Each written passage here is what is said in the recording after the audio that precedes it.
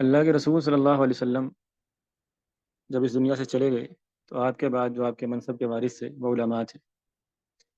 حالانکہ معاشرے میں بہت سارے طبقات ہوتے ہیں، معاشرے میں اثریا یعنی امیر لوگ بھی ہوتے ہیں، اور معاشرے میں ساسہ یعنی سیاستدان بھی ہوتے ہیں، اور معاشرے میں دین کی طرف منسوب ہونے والے طبقات بھی بہت زیادہ ہوتے ہیں نا، مجاہدین بھی ہوتے ہیں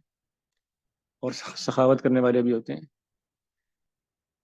اور علم کی طرف منسوب ہونے والے طبقات بھی ہوتے ہیں، یعنی قراء بھی ہوتے ہیں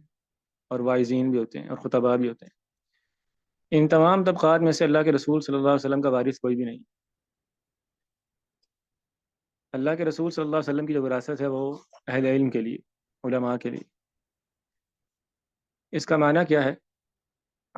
یعنی یہ بات صرف آپ کو میں سمجھانا چاہ رہا ہوں کیا ہے، وہ یہ ہے کہ اگر اللہ کے رسول صلی اللہ علیہ وسلم اس وقت آپ کے سامنے ہوں اور آپ ان کی مسند کو دیکھتے ہوں، مسند کہتے ہیں بیٹھنے کی جگہ کو، اور وہ وہاں سے اتر جائیں اور آپ کو کہیں کہ آپ آ کے میری جگہ پر بیٹھ جائیں، تو اللہ کے رسول صلی اللہ علیہ وسلم کی اس بات کی کیا حیبت ہوگی؟ اس کا آپ اندازہ کر سکتے ہیں؟ اللہ کے رسول صلی اللہ علیہ وسلم آپ کے سامنے ہوں اور اپنی کرسی، اپنی سیٹ، اپنی مسند چھوڑ کر آپ کو کہیں، کسی کا نام لیں ہم میں سے، اور کہیں آپ نے یہاں پر آ کے بیٹھ جانا ہے۔ اس بات کی جو حیبت ہم محسوس کر سکتے ہیں اپنے دل پر،